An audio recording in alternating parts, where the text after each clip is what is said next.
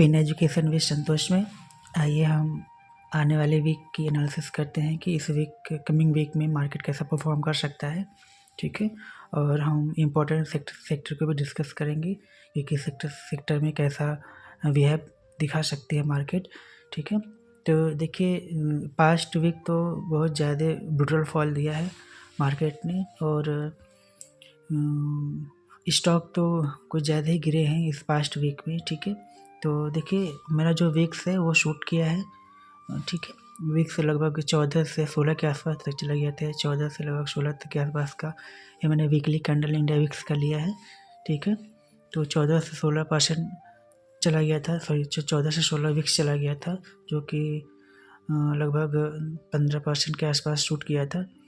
ठीक है, तो अब देखिए अच्छा विक्स को देखें ना, तो एक इस रेंज में विक्स ने अपना एक जो इसका वीक है आने की कोशिश कर रहा है इस वीक के आसपास में। तो एक हो सकता है कि इस कमिंग वीक में ना हमको थोड़ा सा रैली देखने को मिल सकती है। ठीक है, एक अगर हम विक्स को एनालिसिस करें तो ठीक है, क्योंकि विक्स देखो बार बार इस रेंज में जा रहा है, ऊपर जा रहा है, यहाँ से नीचे आ रहा है, ऊपर जा रहा है, नीचे आ रहा है, ऐसा कर रहा है। तो अभी तो ऊपर चला गया है। ठीक है, देखें ये विक्स जो है, ये विक्स देखिए यहाँ पे आ चुका है। ठीक है, थोड़ा सा और बचा है, तो हो सकता है कि यहाँ से रिट्रेस करे और नीचे, और विक्स जब नीचे गिरेगा तो निफ्टी हो सकता है, तो अगर विक्स नीचे गिरेगा तो निफ्टी ऊपर शूट करेगी। ठीक है, और ठीक है, और हम अगली अपना निफ्टी देखें तो निफ्टी में देखिए निफ्टी जो है, हाँ देखिए उस बात जो हम बोल रहे थे ना कि उससे कि विक्स हो सकता है एक ऊपर की तरफ शूट करे। इसका एक रीज़न और भी है, क्योंकि हमारा जो 50 डे की मूविंग एवरेज है, मार्केट ने एकदम वहीं पे सपोर्ट लिया है। ठीक है, एग्जैक्ट वहीं पे देखिए सपोर्ट लिया है। ये हमारा 50 डे में है, एग्जैक्ट यहीं पे मार्केट ने सपोर्ट लिया है, और विक्स भी अपने रेजिस्टेंस लेवल पे है। ठीक है, तो दोनों एक डिनोट करते हैं कि हो सकता है मार्केट यहाँ से मूव करे, लेकिन मार्केट का सेंटीमेंट नेगेटिव चल रहा है, तो अभी हम कुछ ज़्यादा एग्रेसिव नहीं होंगे।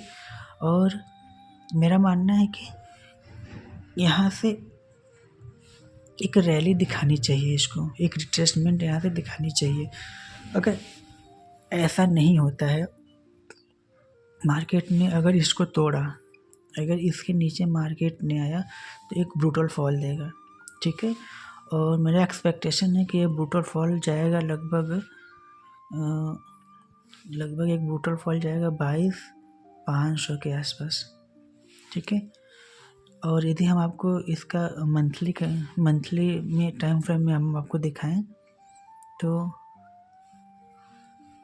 अगर हम आपको इसको मंथली में दिखाएं तो आप देखिए, ये देखिए मंथली कैंडल है। ठीक है, मंथली कैंडल ने ये कैंडल देखिए और ये कैंडल देखिए, दोनों कैंडल देखिए, दोनों ने क्या दिया है, ऊपर से विक बनाया हुआ है और नीचे को बॉडी बनाई है। इसका मतलब है कि ऊपर से सेलिंग प्रेशर ज़्यादा है। ठीक है, तो सेलिंग प्रेशर जाते हैं, तो अगर यह लेवल टूटता है, इस लेवल का ये लेवल टूटता है, तो मार्केट अपनी ये 20 मूविंग एवरेज है, तो इसकी तरफ अप्रोच करने की कोशिश करेगा। तो अगर ये टूटता है तो मार्केट का यहाँ तक आने की कोशिश करेगा। तो ये लेवल यदि आप हम लोग देखें तो ये लेवल लगभग आता है 22,600 के आसपास। तो अगर ये, इसीलिए मैं बोल रहा हूँ ना कि यदि ये लेवल टूटा, यदि करंट लेवल टूटा तो ठीक है, उसके बाद मार्केट अपने इस 20 डेमा जो है इसका यहाँ पे आने की कोशिश करेगा, जो लगभग 22,500 22,600 के बीच में पड़ता है। ठीक है, और यदि नहीं भी टूटता है, यदि मार्केट शूट नहीं करता है, तो क्या होगा, ये 20 डीमा जो है वो ऊपर जाएगा, और ऊपर जाएगा इसका मतलब ये होगा अगर मार्केट तो ऊपर नहीं जाएगा लेकिन 20 डीमा ऊपर जाएगा, इसका मतलब कि मार्केट साइडवेज हो सकता है। साइडवेज मतलब यदि ऐसा हुआ तो मार्केट 2-3 दिन, 3 दिन तक, 4 दिन तक, 1 दिन, 2 दिन, 3 दिन तक कंसोलिडेट करेगा एक रेंज में। ठीक है, तो सारे निफ्टी का हमने सारे पॉइंट्स चेक कर लिए हैं। ठीक है, अब हम अपने आते हैं सेक्टरल आउटलुक पे, उसको देख लेते हैं। बैंक निफ्टी, देखिए बैंक निफ्टी अपना ये जो 50 डे का मूविंग एवरेज है, इसको क्या किया है, इसको तोड़ दिया है। तो अब इसका हाई चांस है कि ये जो बहुत बड़ी सी वीक बनी थी इस कैंडल की, इसके लो तक जाने की कोशिश करेगा, जो लगभग 46,000 तक का रेंज दिखा रहा है। ठीक है, यदि इसके नीचे फॉल देता है तो मार्केट लगभग 46,000 की तरफ अप्रोच कर सकता है। ठीक है, ये बैंक निफ्टी का हो गया। और हम फिर इसके बाद आते हैं अपने आईटी सेक्टर में। देखिए आईटी ने ज़बरदस्त सपोर्ट लेने की कोशिश किया है। ठीक है, जहाँ से देखिए ये कंसोलिडेट किया हुआ था मार्केट ने, यहाँ से ब्रेकआउट दिया। ठीक है, रिटेस्ट किया, फिर अब ऊपर शूट करने की कोशिश कर रहा है। ठीक है, तो और यहाँ पे इसने सपोर्ट पे एक बहुत अच्छा क्या बनाया है, हैमर बनाया है, बहुत ही एक अच्छा हैमर बनाया है। तो यहाँ पे ज़्यादा चांसेज हैं कि जो हमारा आईटी सेक्टर है, ठीक है, आईटी स्टॉक अब यहाँ से हमको शूट करते हुए दिखाई दे सकते हैं। ठीक है, हैमर पे मैंने एक अच्छा सा वीडियो भी बनाया है, प्लेलिस्ट में होगा, आप लोग उसको देख लीजिएगा, आपको लोगों को ज़्यादा क्लैरिटी आएगी कि जब किसी सपोर्ट या रेजिस्टेंस में हैमर बनता है तो कैसे परफॉर्म करता है।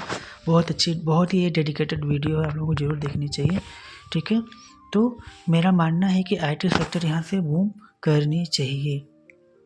ठीक है, एज पर टेक्निकल एनालिसिस मेरा हाई कन्विक्शन है इस सेक्टर पे कि यहाँ से अब इसको बूम करना चाहिए। ठीक है, चलिए और आते हैं अपनी और ऑटो सेक्टर पे। ठीक है, देखिए जितने भी स्टॉक्स हैं ना, जितने भी हम सेक्टर की बात करें, सब कहीं ना कहीं सपोर्ट पे खड़े हैं अपने। ठीक है, देखिए ऑटो सेक्टर भी हमारा सपोर्ट पे रुका हुआ है। ठीक है, अब यदि यहाँ से फर्दर फॉल आती है तो ये एक बहुत बड़ा करेक्शन होगा। ठीक है, यहाँ से फिर हमको अच्छी खासी करेक्शन, चाहे निफ्टी में हो या चाहे स्टॉक में हो, अगर ये सब लेवल जो इम्पोर्टेंट सपोर्ट हैं, अगर ये सब टूटते हैं ना, तो जैसे अब हम इसकी बात करें तो इसका फर्दर सपोर्ट कहाँ मिलेगा, इसका फर्दर सपोर्ट हमको मिल सकता है लगभग 20,000 के आसपास है। ये ऑटो इंडेक्स है। ठीक है, ऑटो इंडेक्स का सपोर्ट कहाँ मिलेगा, लगभग 20,000 को, तो उम्मीद करते कि टूटे ना। ठीक है, और बुलिश मूवमेंट था मेरा आईटी में, और इसमें अब हम कल ही डिसाइड कर पाएंगे कि क्या होने वाला है यदि ये लेवल टूटता है। ठीक है, अगर ऑटो का ये लेवल टूटता है तो फिर हम फर्दर फॉल के लिए मेंटली प्रिपेयर हो जाएंगे और देखते हैं कि क्या होता है। ठीक है, आईटी हो गया, ऑटो हो गया, आईटी हो गया, एफएमसीजी भी देखिए अपने सपोर्ट पे ही है। ठीक है, सपोर्ट पे है और हम लगता है कि यहाँ से भी कंसोलिडेट करेगा जब तक इसके और उसकी रेंज के बीच में कंसोलिडेट होगा।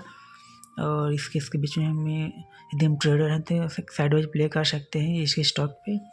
ठीक है, और एफएमसीजी हो गया। एफएमसीजी के बाद फाइनेंस भी 50 डे के मूविंग एवरेज पे रुका हुआ है, अगर टूटा तो फर्दर फॉल देगा जो हमको लेके जाएगा टूवर्ड्स इस रेंज के आसपास, पहला, दूसरा इस रेंज के आसपास आएगा। ठीक है, ठीक है, फाइनेंस इंडेक्स हो गया। और मेटल देख लेते हैं। मेटल ने बहुत अच्छा फॉल दिया है और मेरा मानना है कि इसमें फॉल अधिक कंटिन्यू हुआ तो इसका नेक्स्ट लेवल क्या आएगा, लगभग 8,000 या आप बोल सकते हैं 7,800 के आसपास का ये लेवल हमको दिखाई दे सकता है। ठीक है, मेटल हो गया, मेटल वीक चल रहा है अभी। और फार्मा में रेंज तोड़ने की कोशिश किया है। ठीक है, ये सपोर्ट था, यहाँ पे इसको तोड़ने की कोशिश किया है, लेकिन एग्जैक्ट 20 पे सपोर्ट ले लिया है। तो जब तक इसके और इसके बीच में है, हमें बुलिश नहीं होना है। इसके ऊपर तोड़ा तो हमें एक बुलिश मूव दिखने को मिल सकता है इसे स्टॉक्स में। ठीक है, तो वैसे हम प्रिपेयर रहेंगे और मेरा मानना है कि फार्मा बुलिश चल रहा है और बुलिश इंटैक्ट रहेगा अभी। ठीक है, फार्मा के बाद इंफ्रा देखिए धीरे, पहले तो बहुत शूट किया है, वन वे रैली दिया था इंफ्रा ने कुछ महीनों से, लेकिन अभी क्या है, ये करेक्शन की स्थिति में आ रहा है। तो मेरा मानना है कि इंफ्रा में अभी थोड़े बहुत और करेक्शन दिखाई दे सकते हैं। ठीक है, इंफ्रा हो गया। इंफ्रा के बाद मिड कैप देख लेते हैं। मिड कैप लास्ट फ्राइडे को तो बहुत अधिक धुलाई हुई है मिड कैप की। ठीक है, और यदि ये रेंज तोड़ा तो फिर ठीक है, फिर एक बहुत बड़ी फॉल के लिए हम लोग तैयार हो जाएंगे इसमें भी। ठीक है, और मिड कैप हो गया, फिर उसके बाद एनर्जी देख लेते हैं। एनर्जी वीक है और वीक रहेगा, और इसका इस इंडेक्स का नेक्स्ट सपोर्ट वही है, 2800 के आसपास इसका सपोर्ट है। ठीक है, तो दो सेक्टर हैं जो बुलिश हो सकते हैं, एक है मेटल से फार्मा, और दूसरा आईटी। आईटी में मेरा कन्विक्शन हाई है, और बाकी सारे सेक्टर जो क्या है अभी वो नेगेटिव चल रहे हैं, और सारे में नेगेटिव बायस इंटैक्ट हैं। ठीक है, और कुछ सेक्टर तो बचा नहीं, और कोई ख़ास सेक्टर बचा नहीं। देख लेते हैं, सर्विसेबल वगैरह तो है नहीं, कंज्यूमर्स छोड़ देते हैं। ठीक है, ऑयल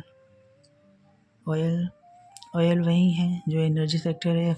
ऑयल भी ऐसे बिहेव कर रहा है, डाउन इंटैक्ट है, डाउन मूव इंटैक्ट है, और डाउन मूव इसका इंटैक्ट है, और तो कुछ है नहीं।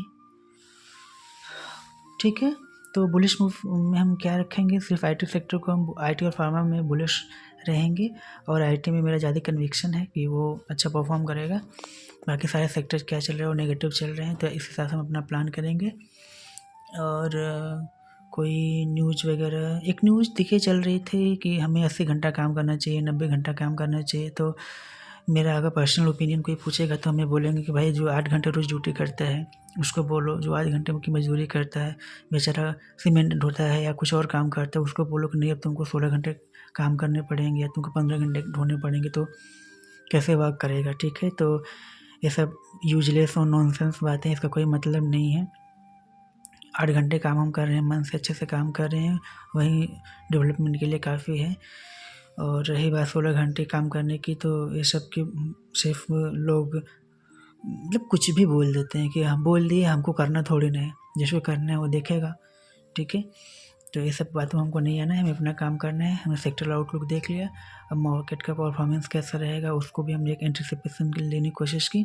ठीक है, चलिए मिलते हैं फिर। और हमारी वीडियो अच्छी लगे तो लाइक ज़रूर कर दिया करिए, और अपने दोस्तों के साथ शेयर ज़रूर करिएगा। और हम एक स्टॉक जो हम अपनी एनालिसिस करते हैं, ठीक है, उसका भी वीकली स्टॉक परफॉर्मेंस देख लेते हैं, उसके लिए भी मैं भी एक अलग से वीडियो बना दूंगा, उसको भी आप लोग देख लीजिएगा। और मैं कुछ स्टॉक शॉर्ट्स के माध्यम से डालता हूँ, तो आप लोग उस पर अपनी एनालिसिस कर सकते हैं। रिकमेंडेशन तो हम देंगे नहीं, ना हमसे रजिस्टर्ड तो है नहीं। ठीक है, हम रिकमेंडेशन नहीं देंगे, ना ही आपको इन्फ्लुएंस होना है, आप अपनी उसमें एनालिसिस कीजिएगा। ठीक है, और चैनल को जरूर सब्सक्राइब कर लीजिएगा, क्योंकि हम शॉर्ट्स के माध्यम से ही स्टॉक की एनालिसिस डालते हैं उस पर से। चलिए, थैंक यू।